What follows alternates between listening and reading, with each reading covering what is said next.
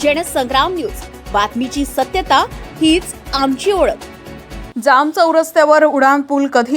हिंगणघाट तालुक्यातील जाम चौरस्ता वाढत्या वाहतुकीचा केंद्रबिंदू. मात्र याच चौरस्त्यावर सुरक्षित वाहतुकीसाठी उड्डाणपूल कधी उभारला जाणार, हा प्रश्न आता नागरिकांकडून उपस्थित केला जात आहे. नागपूर जाम, चंद्रपूर नागपूर जाम, हैदराबाद आणि हिंगणघाट जाम उमरेड या महत्त्वाच्या मार्गावरील वाहनांची मोठी वर्दळ जाम चौरस्त्यावरून होत असते. त्यामुळे दिवसेंदिवस या परिसरावरील वाहतुकीचा ताण वाढत आहे. त्यातच हिंगणघाट ते शासकीय वैद्यकीय महाविद्यालयासाठी जाम हिंगणघाट मार्गावरील जागा निश्चित झाल्याने भविष्यात या मार्गावर नागरिक आणि वाहनांची गर्दी आणखी वाढण्याची शक्यता आहे. मग प्रश्न आहे, अपघात होण्याची वाट पाहायची का, की त्याआधीच वाहतुकीसाठी कायमस्वरूपी उपाययोजना करायची?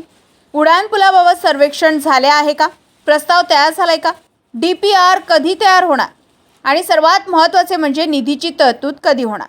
काही व्यापाऱ्यांकडून उड्डाणपुलाला विरोध होत असल्याची चर्चा स्थानिक पातळीवर आहे.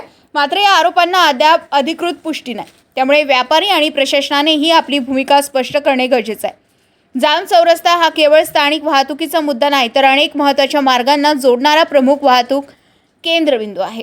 त्यामुळे आता आश्वासन नको, ठोस निर्णय हवा.